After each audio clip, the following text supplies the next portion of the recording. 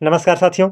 आज के इस वीडियो में हम आप लोगों को 8 क्वेश्चन के माध्यम से कम 15 रचना और उसके रचनाकारों का नाम याद कराएँगे हम, है ना?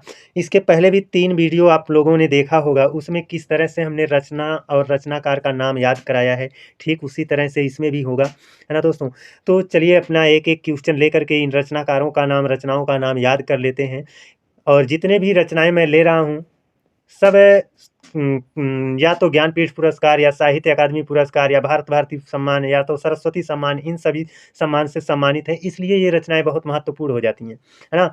तो महत्वपूर्ण रचनाएँ हैं, इनको याद करोगे तो निश्चित तौर पर आपको बहुत बेनिफिट मिलेगा। अगर आप सुपर टेट की तैयारी कर रहे हैं तो निश्चित तौर पर यहाँ से क्वेश्चन बनते ही बनते हैं और अगर अदर एग्ज़ाम की तैयारी कर रहे हो लेकिन वहाँ से अगर आपको यहाँ हिंदी साहित्य के इतिहास से क्वेश्चन आता है तो आप देख सकते हैं, बहुत अच्छा आपके लिए भी रहेगा। तो चलिए देखते हैं रचना और रचनाकार का नाम हम आपको याद कराएँगे, हमारा यही मकसद है। तो देखिए दोस्तों, यहाँ पर हमारा पहला क्वेश्चन दिया है, चिंतामणि के रचनाकार कौन हैं? चिंतामणि, ये देखो एक रचना है, इसके रचनाकार कौन हैं?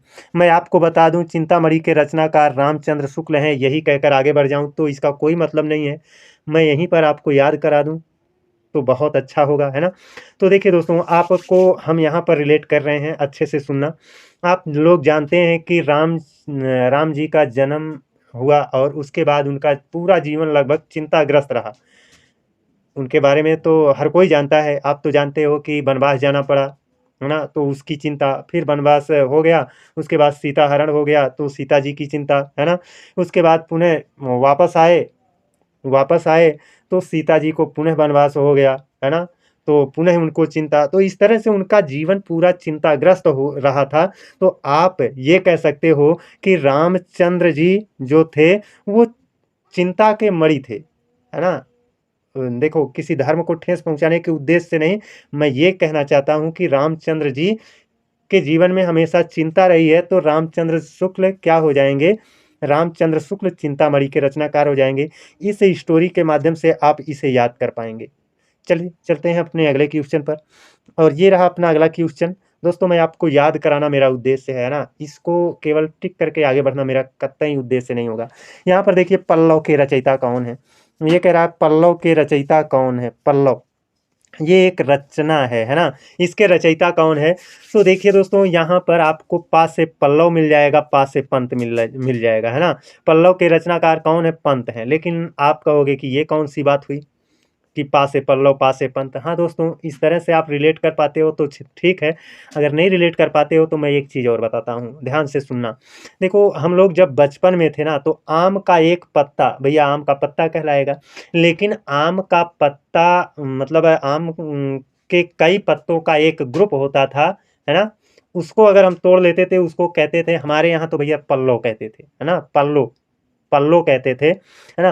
तो वो जो पल्लो होता था और वो पल्लो होता था और उसी पल्लो का हम संबंध यहाँ पंत, इसी को हम पंत को पत्ता से रिलेट कर देते हैं, है ना? तो पल्लव जो है वो पत्तों का एक समूह होता है, पल्लो पत्ता का एक समूह होता है, तो सुमित्रा नंदन पंत, इसको आपको याद करके रखना है। दोस्तों, ये याद करने का एक क्या है कि कोडिंग है।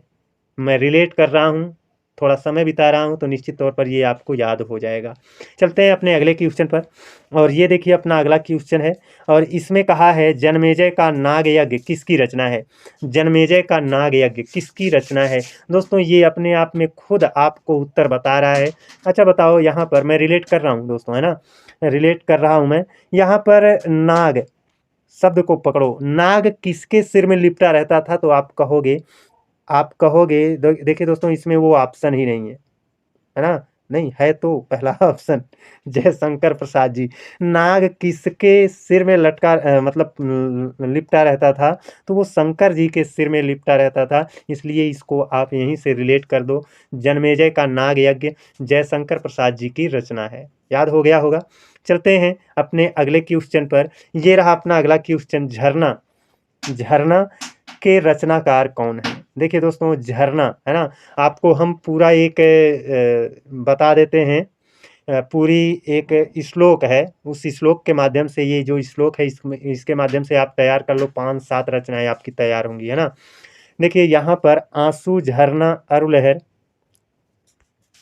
ये आंसू झरना अरु लहर, सॉरी दोस्तों, आंसू झरना अरु लहर, प्रेम पतित चित्तहार, ध्रुव स्वामिनी कामायनी लिखे प्रसाद विचार, है ना।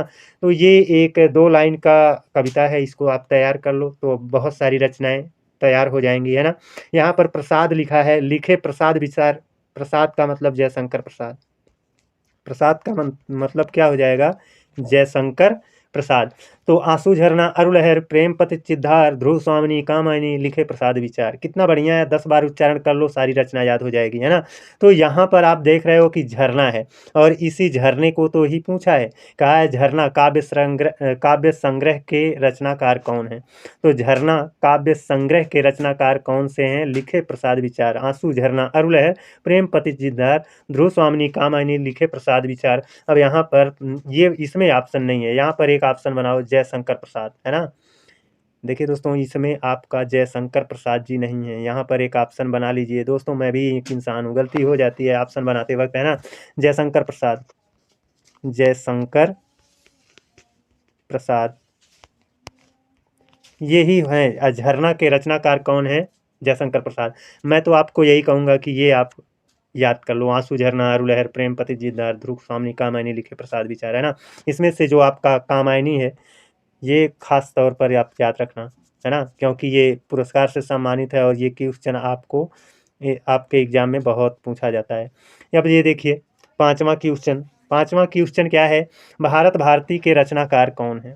भारत भारती के रचनाकार कौन है? अब देखिए दोस्तों, यहाँ पर मैं आपको रिलेट कर रहा हूँ। देखिए, आप तो जानते हो भारत है ना। हमारा देश भारत है, और इस भारत देश में भारतीय भाषा है। क्या है? भारत देश में भारतीय भाषा है। अच्छा बताओ, भारत में भारतीय भाषाओं की संख्या आप जानते हो, संविधान में कुल 22 भाषाएं हैं। कितनी? 22 भाषाएं हैं।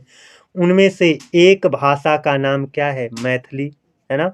आप सुने होंगे मैथिली, समथाली, बोडो डोगरी, है ना।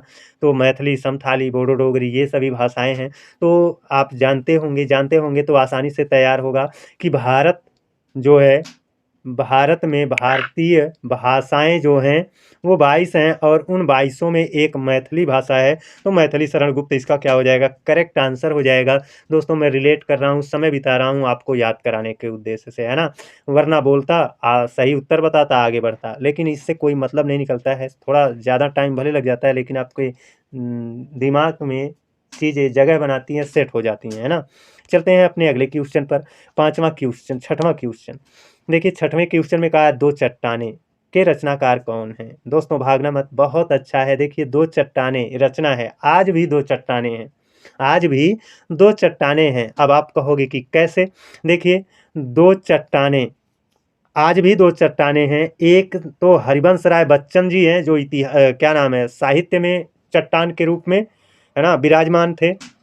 और एक फिल्म जगत में उनके लड़के अमिताभ बच्चन जी हैं, है ना।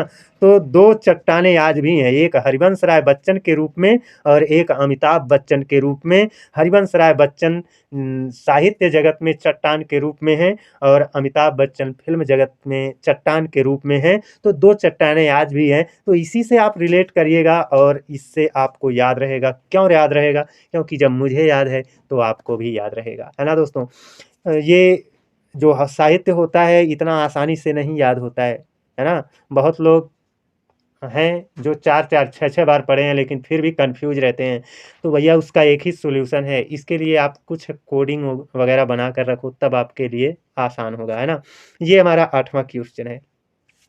8वें क्वेश्चन में कहा है, अमृत और विष के रचनाकार कौन है? कितना गजब क्वेश्चन है दोस्तों। अमृत और विष, है ना, नाम रचना के नाम में भी अमृत है, और लेखक के नाम में भी अमृत मिलेगा आपको, है ना। तो ये रहा आपका अमृत और विष, ये रहा आपका अमृतलाल नागर, है ना। तो इस तरह से हम रिलेट कर दे रहे हैं ना, तो आपके दिमाग में ज़रूर ये घर बनाकर बैठेगा, और जब ज़रूरत पड़ेगी तो आपका आपका दिमाग कुछ काम करेगा और सही जवाब पर पहुंचेगा। तो दोस्तों, आज के लिए बस इतना ही। कैसा रहा हमारा वीडियो आप लोग कमेंट करके ज़रूर बताइएगा। और एक दोस्तों एक बात और बता देते हैं, रविवार को मैं हिंदी साहित्य के इतिहास के अंतर्गत जितना मैंने पढ़ाया है ना, सभी क्वेश्चनों को मैं लूँगा, सभी क्वेश्चनों को लूँगा और सभी क्वेश्चनों को एक बार फिर से आपके दिमाग में ट्रिक के माध्यम से जो मैं ये कोड किया हूँ, इस कोड के माध्यम से फिर से उसी को बताऊँगा। एक साथ सभी जितना मैंने आज तक कुछ नहीं तो लगभग 30-35 रचना और उसके रचनाकारों का नाम मैं अब तक याद करा चुका हूँ। आगे भी मैं आपको याद कराता रहूँगा, इस तरह से आपकी सारी रचनाएँ याद हो जाएँगी। तो बने रहिएगा मेरे साथ, जुड़े रहिएगा मेरे साथ, सपोर्ट करिएगा, है ना? अगले दिन आप लोगों के साथ फिर मिलेंगे, तब तक के लिए धन्यवाद।